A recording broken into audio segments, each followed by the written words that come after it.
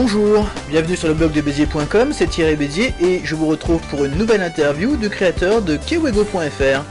Cette interview est sponsorisée par nos amis de chez Ziki, Ziki, la communauté web nouvelle génération que vous pouvez retrouver sur Ziki.com.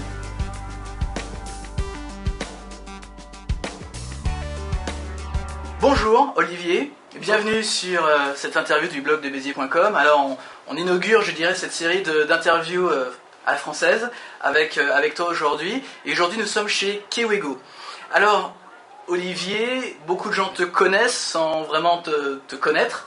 Est-ce que tu pourrais me dire pourquoi? J'imagine que tu fais référence à mon passé d'entrepreneur, enfin mon actualité d'entrepreneur, puisque j'ai au début des années 90, milieu des années 90, monté une société avec une personne qui s'appelle Michel Meyer, qui s'appelait Multimania, et qui permettait à tout le monde de créer, héberger et diffuser son site web, ce qui était l'ancêtre en gros de tout ce qui était média participatif, qui revient à la mode avec le web 2.0, qui était non pas à la mode, mais qui faisait partie des fondamentaux d'Internet dès le départ, donc la possibilité à tout le monde de s'exprimer. C'est vrai que c'était quand même une grosse avancée Multimania par rapport au service, c'était un petit peu devant son temps en quelque sorte. C'était dans son temps, dans l'actualité du moment. On a eu la chance de commencer très tôt en fait cette activité-là, puisqu'on a créé la société en 1995. On avait travaillé aux États-Unis avant, donc on avait vu les prémices en gros d'Internet commencer, et on avait trouvé que c'était quelque chose de formidable. Et alors, qu'est-ce qui se passe qu'est-ce qui t'amène de Multimania jusqu'à Kewego aujourd'hui? Quel est le cheminement qui t'a amené jusque-là? Il y a deux virus.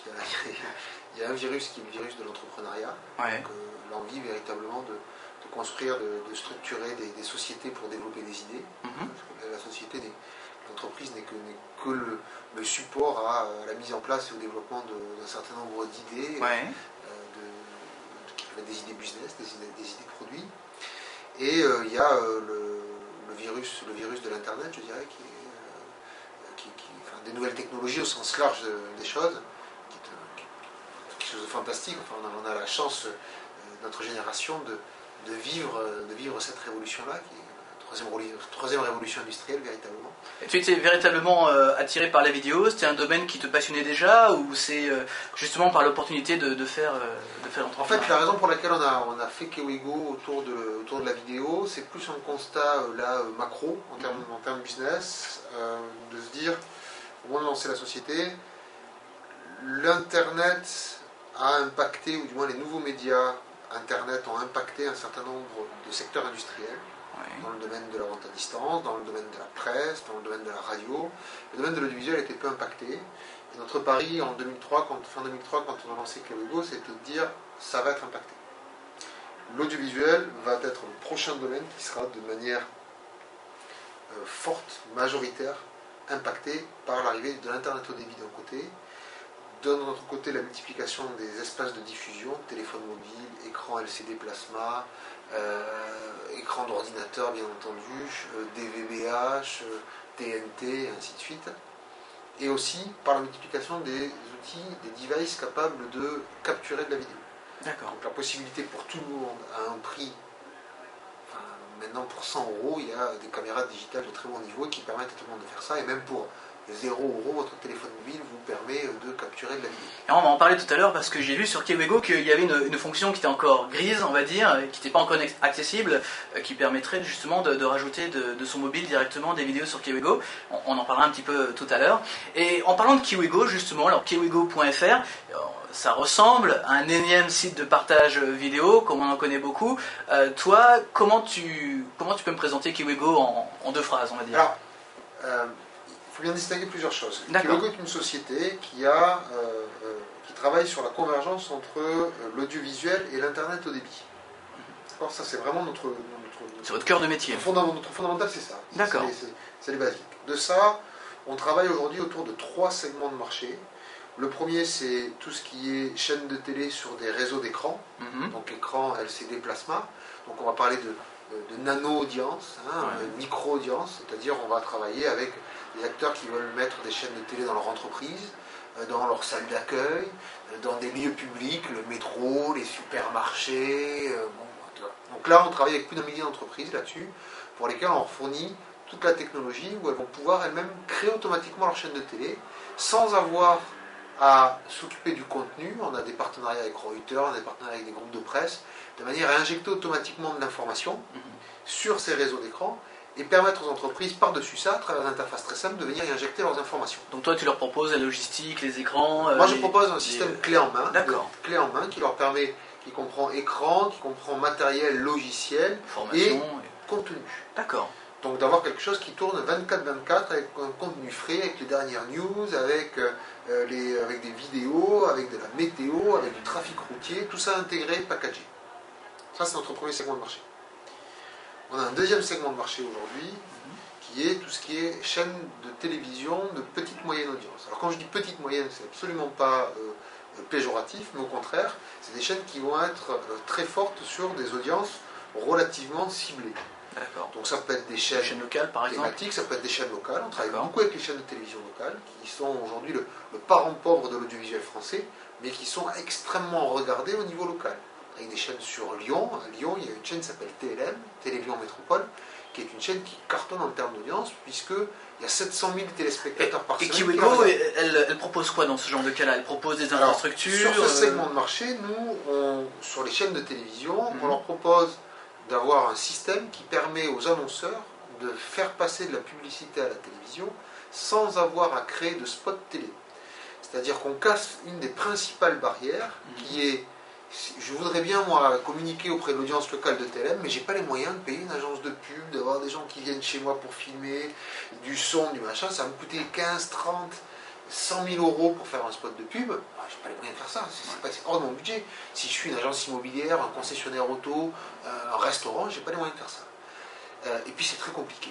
Nous aujourd'hui on a un système qui permet à partir d'internet, automatiquement de venir, en quelques clics, de choisir des photos, de prendre des séquences déjà animées, de rentrer ton texte, de dire voilà je veux que ça passe à partir de tel jour, tant de fois, tant de spots, je voudrais que ça commence... Donc avec très peu de matériel en fait alors. Exactement. Genre, aucun matériel. Aucun matériel. Donc c'est comme un bon montage virtuel, des synthés virtuels, des choses comme ça? Oui, même plus simple que ça. Je vais uploader quelques photos, je vais faire tout ça de manière très simple. Et pour quelques centaines d'euros par mois, je vais pouvoir diffuser à plusieurs spots par jour sur une chaîne qui va toucher 700 000 téléspectateurs par semaine.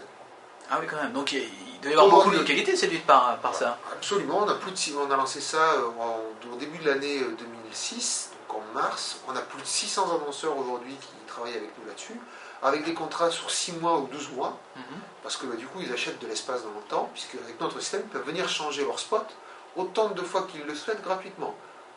Prends l'agence immobilière, elle peut venir tous les jours rajouter un nouveau bien. Ah bon, donc les gens peuvent par exemple se loguer sur un site internet et changer des photos, changer du texte, sans aucun contrôle de qui que ce soit. Et ça c'est validé par la chaîne avant que ça passe à l'antenne. D'accord, bien entendu. C'est en l'espace de quelques heures, le spot est à l'antenne. Ah oui, donc je sais pas, en une heure de travail, je dirais dessus, on peut faire... En quelques minutes, on peut changer le spot et quelques dizaines de minutes après, il peut être à l'antenne. Ah oui, c'est fantastique. Oui. Donc on casse toute la barrière qui était la barrière de production audiovisuelle, et c'est là où Internet est magique. C'est beaucoup moins onéreux. C'est moins onéreux, on a un système de diffusion qui est calé dans les chaînes, et tout ça est clé en main, et pour les chaînes de télé, c'est très simplement, et pour les annonceurs. D'accord. Donc là, on travaille avec ça en France, on a une vingtaine de chaînes de télévision locales en France, les plus grosses chaînes de télévision locales avec qui on travaille. On couvre toutes les grosses agglomérations françaises. On travaille en Allemagne avec des chaînes, on travaille en Espagne, et on travaille aussi en Suisse. D'accord. Et puis on a un troisième pan de marché. Alors, juste sur ce deuxième pôle de marché, parce que tu nous parles de l'Europe, et c'est toi qui le commercialises directement, ou tu as des branches, des franchises? Ça dépend des pays, ça dépend des scénarios. Soit on travaille nous en direct, soit on travaille avec des partenaires locaux. Est-ce que ce serait possible d'imaginer, par exemple, que tu puisses franchir l'Europe et aller, par exemple, en Asie, ou en Amérique, ou en Inde Absolument. Ce sont des choses... Tu serais concurrentiel sur ce type de marché-là, certainement. Concurrentiel, c'est-à-dire? C'est-à-dire que tu aurais... tu viendrais avec une force de frappe qui serait intéressante par rapport aux offres du marché. Ah oui, d'accord. Oui, une offre concurrentielle, complètement. Oui, tout à fait. Aujourd'hui, on est dans une approche aujourd'hui où on travaille sur l'Europe. D'accord. Voilà, ce qui est déjà un marché relativement important. On aime bien faire les choses par étapes, de manière structurée. Mais oui, bien sûr, c'est aujourd'hui identifié qu'il y a des opportunités, notamment sur le marché asiatique. Et au niveau géographique, justement, c'est quoi qui est le plus prometteur en ce moment? C'est les pays de l'Est ou c'est plutôt... Aujourd'hui, on se concentre sur l'Europe occidentale. L'Europe occidentale, c'est-à-dire d'accord. Allemagne, France, Espagne, Angleterre, Italie, Hollande, Belgique, Suisse et Europe du Nord, c'est-à-dire Scandinavie, Danemark, Norvège, Suède. Ça, c'est notre terrain de jeu aujourd'hui. On regarde des choses au niveau Europe de l'Est, mais le gros du marché, vous avez, quand même aujourd'hui... Il y a déjà beaucoup de choses à dire. Portugal, nos amis portugais qui nous regardent l'excuse, et on fait des choses sur le Portugal aussi. D'accord, très intéressant. Et donc le troisième pôle? Donc, premier pôle, écran. Deuxième pôle, télévision classique. Troisième pôle, tout ce qui est vidéo générée par les utilisateurs sur Internet. Donc là, c'est un marché extrêmement excitant, avec des très fortes croissances, avec une approche particulière. Tu parlais de YouTube, on a une approche un tout petit peu différente. Nous, d'abord, on propose un produit qui est un produit très simple, destiné à tout le monde. Donc notre objectif, c'est pas un produit qui est destiné à des techies ou destiné à des experts. J'ai envie de pouvoir regarder des vidéos sans avoir à télécharger quoi que ce soit, sans avoir à connaître quoi que ce soit de technique, sans être submergé d'informations sur les milliards de choses que je peux faire. Je viens, en un clic, je peux regarder des vidéos. D'accord. Donc un catalogue très large, très diversifié en termes de thèmes. Aujourd'hui, en chiffres... Aujourd'hui, le site a été lancé le 1er septembre. Entre le 1er septembre et aujourd'hui, c'est-à-dire mi-octobre, on est passé de 0 à 500 000 vidéos vues par jour. Donc une croissance extrêmement rapide. Je crois qu'on doit avoir l'une des plus fortes croissances en ce moment du marché. Le site est en train d'exploser en termes de demande, justement parce qu'il est très simple d'utilisation. Et alors, enlève-moi un doute, et vous avez également racheté Poxy, ou Poxy c'était déjà vous en fait? Non, alors on a, en début d'année, on a racheté une petite société qui s'appelait Poxy, parce qu'elle avait été développée par quelqu'un de très brillant qui s'appelle David Berebi, qui nous a rejoint, qui travaille dans notre équipe aujourd'hui, de manière à développer toutes ces choses-là. Alors on a une stratégie qui est assez particulière, qui est de dire, nous ce qu'on aime bien, c'est de travailler en coopération avec d'autres acteurs. Donc on a aujourd'hui mis en place des partenariats avec un certain nombre d'acteurs dans le domaine de l'audiovisuel, mais aussi dans le domaine des sites internet, pour lesquels on fournit cette plateforme en marque grise. C'est-à-dire qu'on va avoir le site de M6 qui s'appelle Vidéo par exemple, Powered by Kewego. C'est qui est bâti sur... Toute l'architecture c'est Kewego, toute la gestion c'est Kewego, mais c'est M6 qui va en faire la promotion, qui va le gérer, qui va le monétiser, qui va le proposer à ses utilisateurs. On va peut-être se promener sur des sites Kewego sans même s'en rendre compte, Absolument. Et qui seraient par exemple de chez M6 ou de grands groupes. Complètement. Nous, on préfère travailler en coopération avec plein d'acteurs qui sont très forts dans des thématiques données par exemple, ou dans des sites qui ont des positionnements générationnels donnés. C'est le cas d'M6 qui est très fort sur les 15-35. On travaille avec un acteur aujourd'hui qui est sports.fr, pour lequel on sort un portail thématique autour du sport, avec que des vidéos de sport, qui est assez carton. C'est déjà sorti ou... Ça sort jeudi. Ça sort jeudi. Avant-première. Avant-première, alors on va très vite mettre cette vidéo en ligne pour que les gens puissent en profiter. D'accord, donc c'est pour ça que vous concentrez. Ça on le fait en France, on le fait en Europe, on a signé des partenariats avec des chaînes de télévision allemandes. On est en train d'entrer en discussion avec pas mal d'acteurs en Espagne, en Italie, en Angleterre, en Belgique, en Suisse. Donc on est actif au niveau européen là-dessus.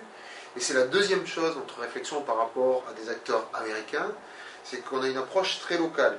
Parce que des contenus en Allemagne, c'est pas forcément les mêmes que des contenus espagnols ou que des contenus français ou scandinaves. Donc en fait, vous n'êtes même pas en frontal avec Dailymotion ou avec YouTube ou avec d'autres, puisque vous n'êtes pas à destination de pérenniser forcément sur la marque et sur Internet en particulier, mais également de la proposer en marque grise, alors que c'est peut-être pas le cas de Dailymotion ou de YouTube. Chaque acteur, je dirais aujourd'hui, suit la stratégie qu'il a choisie. Nous aujourd'hui, on aime vraiment les logiques de coopération et on aime vraiment travailler avec des acteurs qui sont forts dans leur domaine. C'est un positionnement qu'on aime bien, qui est en ligne avec notre activité business au sens large du terme. Parallèlement, on propose notre produit en direct aux utilisateurs qui veulent l'utiliser en direct. Mais je dirais qu'on n'a pas vocation à devenir, nous, un acteur avec une marque sur laquelle on va faire la publicité à la télé. On préfère que ce soit nos partenaires qui fassent la promotion de sites comme acteur discret et fait de la publicité à la télévision aujourd'hui sur son antenne pour le site vidéo. Et nous, ça nous va bien, on aime bien ça.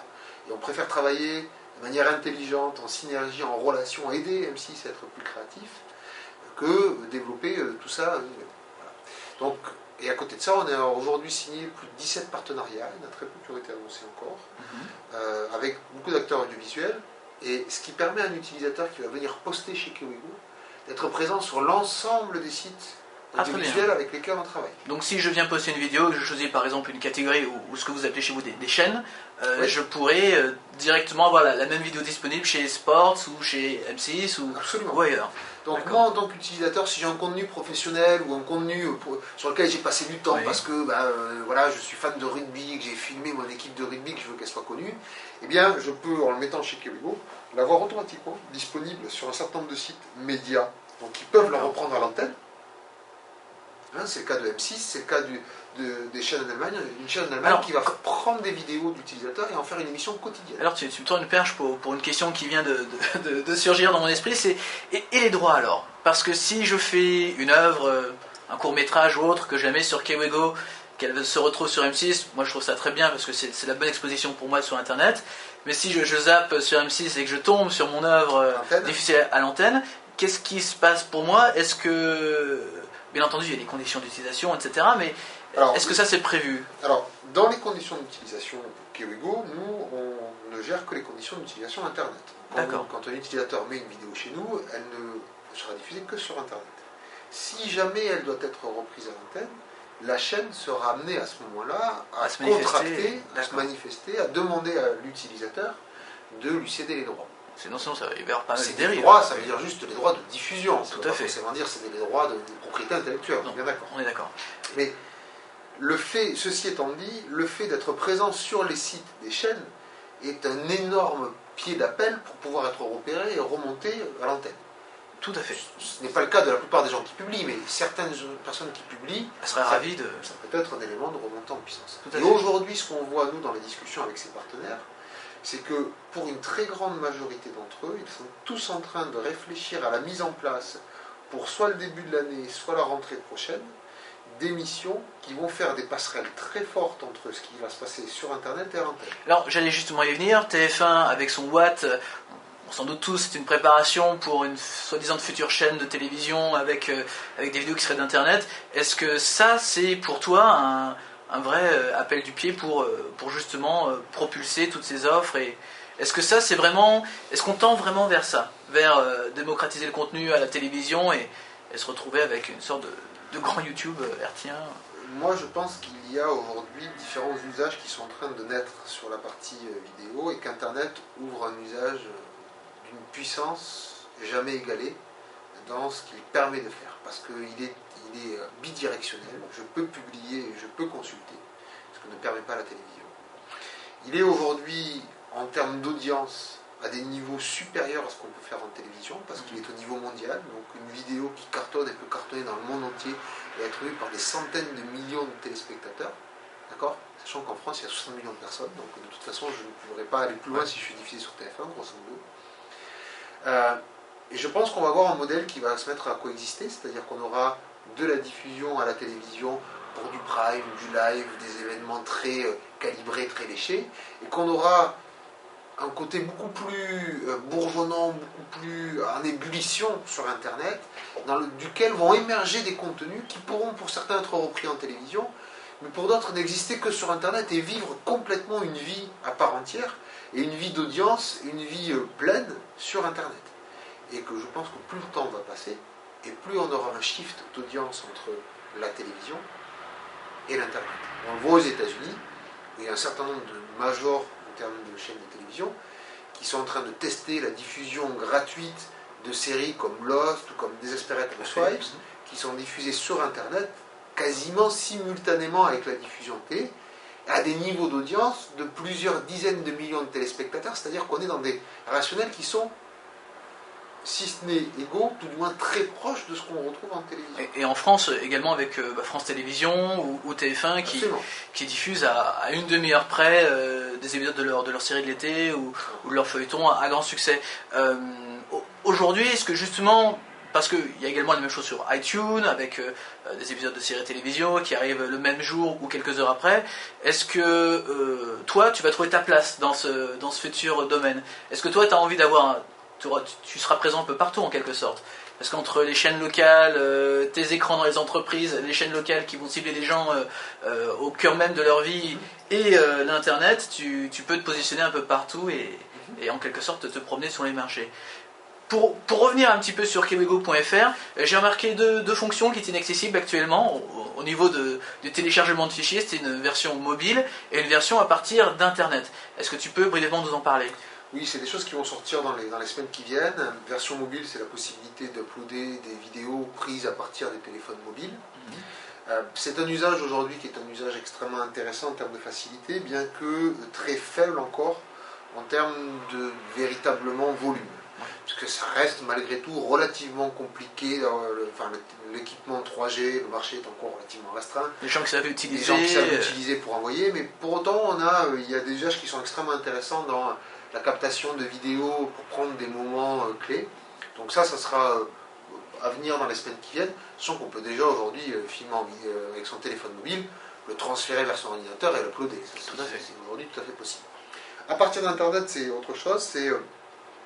J'ai un site sur lequel j'ai une vidéo à moi qui est uploadée, et je veux pouvoir la transférer dans mon compte Kewego sans avoir à la recharger, machin et tout. Donc là, je pourrais taper l'URL de la vidéo que je souhaite prendre, et puis automatiquement on ira l'aspirer et la remonter. D'accord, sur tous les formats, du FLV, du Flash ou... Absolument, le principe nous c'est qu'on est, on est agnostique dans notre approche des formats, donc on prend tous les formats entrants et on est capable de traiter tous des formats mobiles en passant par du format Flash et puis bien sûr tous les formats vidéo et tout type de codec, de manière à les intégrer, on les désencode, puis on les réencode pour pouvoir les servir après à tout le monde dans des formats Flash. D'accord, donc ça ce sera dans un futur proche, oui, on va dire. Proche, oui. Parce qu'au niveau de l'upload local, par exemple, j'avais essayé des formats Flash et c'est vrai que ça n'avait pas fonctionné.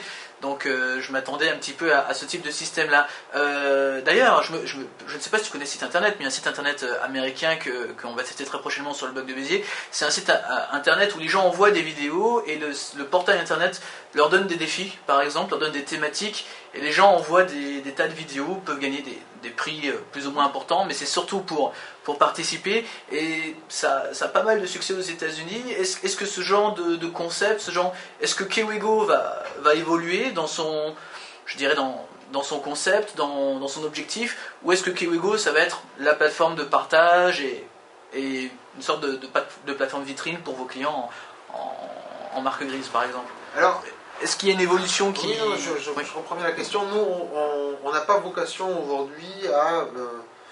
Kewego, ça doit être pour l'utilisateur quelque chose qui est les fondamentaux. C'est-à-dire, c'est le site sur lequel je peux venir, gérer mon compte, poster mes vidéos, faire tout travailler de manière simple, efficace et en toute liberté. Voilà. Ça, c'est vraiment des choses qui sont extrêmement importantes pour nous dans l'approche utilisateur. Après, on va avoir des partenaires qui vont vouloir rethématiser pour faire des jeux, parce que ça correspond à leur audience, à leur axe éditorial, parce que ça correspond à un événementiel à un moment donné. Et nous, on les accompagnera, on les laissera faire ce qu'ils souhaitent, puisque là, ça sera de leur responsabilité éditoriale. Mais nous, on n'aura pas vocation à devenir un acteur qui va développer de manière puissante des animations éditoriales. Par contre, on a, nous, comme mission de faire en sorte qu'on produit un service de top qualité pour nos utilisateurs, en bande passante, en hébergement, en qualité de vidéo derrière. Un service très simple d'utilisation, à la fois pour celui qui va venir poster, à la fois pour celui qui va venir consulter, et un service puissant dans ses fonctionnalités, en pensant aux gens qui font du contenu pro, en pensant aux gens qui gèrent beaucoup de volume de vidéos, en pensant aux gens qui vont gérer des choses du côté familial. Donc d'avoir quelque chose qui soit un outil, une plateforme qui permet aux gens de faire beaucoup côté utilisateur, et à ceux qui viennent consulter, de consulter des thématiques très larges au niveau européen. Et alors, justement, en matière de facilité, quand on gère un grand stock de vidéos, par exemple, est-ce que vous pensez, pourquoi pas, créer un petit logiciel en local qui vous permette de uploader les vidéos, comme Google Vidéo le fait, ou ou comme Sharpcast le fait mais pour les photos, une sorte de logiciel de synchronisation qui permet par exemple d'envoyer à la volée 10 vidéos ou une quinzaine de vidéos pour justement pas passer à attendre, parce que c'est vrai qu'actuellement c'est plutôt rapide en termes de visualisation, de naviguer au niveau des chaînes, etc. Mais c'est vrai que quand on envoie des vidéos, on a la fenêtre qui est ouverte, on ne sait pas si ça travaille, si ça fonctionne pas, et bien entendu ça fonctionne, mais ça dépend de la connexion. Est-ce que ça, par exemple, ça semble être un progrès que vous envisagez ou pas? Ça fait partie des axes de réflexion sur lesquels on est aujourd'hui, effectivement, de travailler pour permettre à des utilisateurs expérimentés, avancés, de pouvoir effectivement de travailler dans du volume, de travailler dans des choses importantes, que ce soit à partir d'un logiciel internet, téléchargé, que ce soit à partir d'un client avec des fonctionnalités avancées sur internet qui permettent de gérer du multitâche. C'est des choses sur lesquelles on a des réflexions avancées. D'accord. J'ai très récemment surfé sur Kewego, je vois des vidéos très, très sympas, très, très amusantes aussi, et la question que je me suis posée, c'est Kewego doit certainement avoir les mêmes petits soucis que les autres logiciels de partage de vidéos, c'est des soucis de droit, bien évidemment. Comment est-ce que vous, chez Kewego, vous faites pour les gérer? Quand vous avez des émissions enregistrées ou autres Il y a plusieurs choses qu'il faut bien garder en tête sur ces histoires de droit et de copyright sur les gestions des vidéos. D'abord, nous, on n'est pas un éditeur. On est vraiment une plateforme d'hébergement et un outil de publication et de consultation. Mais notre objectif, c'est de permettre aux utilisateurs, aux internautes, de pouvoir publier leurs vidéos. Dans ce contexte-là, on s'inscrit dans un cadre légal qui est le statut de l'hébergeur, qui est un statut dont on avait travaillé fortement, sur lequel on avait travaillé fortement avec Multimania, puisqu'on avait été précurseurs sur cette partie-là. Et sur ce statut dit quoi? C'est une loi européenne qui dit que nous, on a une obligation de moyens, c'est-à-dire qu'on doit d'un côté offrir les moyens à l'utilisateur pour publier, mais lui doit être responsable de ce qu'il publie, et nous, on a une obligation d'intervenir s'il nous est signalé des contenus qui sont soit contraires aux lois, contenus à discrimination raciale, contenus pornographiques, pédophiles et autres, ou si on a des gens qui nous présentent des requêtes légales en me disant ce contenu m'appartient, il est à moi, merci de bien vouloir le sortir de la plateforme. Est-ce que c'est déjà arrivé? Alors c'est déjà arrivé, et nous dans ce cas-là on intervient de manière extrêmement rapide et extrêmement propre. L'avantage qu'on a, c'est qu'on a tous les contenus en base, donc si jamais il y a un cas comme ça qui se présente, on est capable en quelques minutes de désactiver un compte, un contenu pour le restituer à la personne qui a le droit, à condition que cette personne nous ait prouvé qu'elle a le droit d'auteur. C'est pas uniquement je me lève et je dis tiens, cette vidéo est à moi, merci de vouloir l'enlever. Non, il faut pouvoir être capable, hors du contexte légal, hors des contenus qui sont je dirais véritablement, de manière très claire, légalement offensants. Dans le cadre des problèmes de droit d'auteur, il faut être capable de me dire voilà, ça c'est vraiment le contenu de droit. Regardez, je m'appelle Alain Prost, il y a une photo de moi ou il y a une vidéo de moi aujourd'hui, et c'est bien moi, et je n'ai pas donné les droits pour que cette vidéo soit diffusée, merci de vouloir.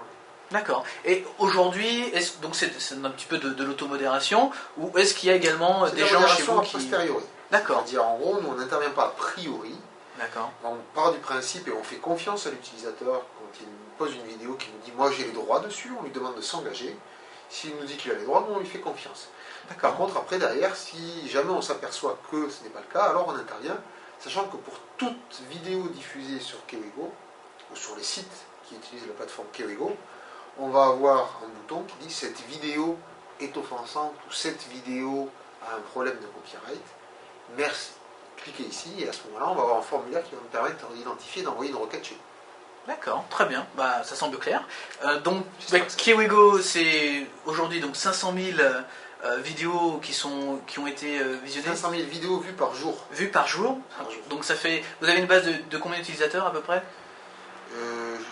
Une question à laquelle je ne sais pas répondre. La base grossit à un rythme d'un peu plus d'un millier de nouveaux utilisateurs par jour. D'accord. Et est-ce que vous communiquez dessus beaucoup ou pas?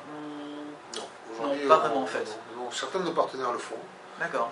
Mais nous, on ne communique pas. Donc aujourd'hui, les internautes qui arrivent sur Kewego sont soit c'est du bouche à oreille ou ce sont des gens qui ont entendu parler. Oui, bouche à oreille, à travers des moteurs de recherche, toute la partie qu'il y a, la manière dont le trafic se passe sur Internet. D'accord. Bah, Olivier, merci beaucoup de m'avoir accordé ces quelques minutes.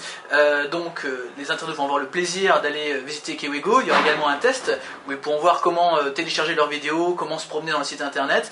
Et bien, ils ne le savent peut-être pas, mais peut-être qu'ils ont déjà vu des tas de vos produits, que ce soit dans une chaîne d'hôtel, chez un concessionnaire ou en télévision locale, et bien entendu sur Internet. Merci encore Olivier, et à très bientôt sur Internet alors. Merci beaucoup. Au revoir. À bientôt.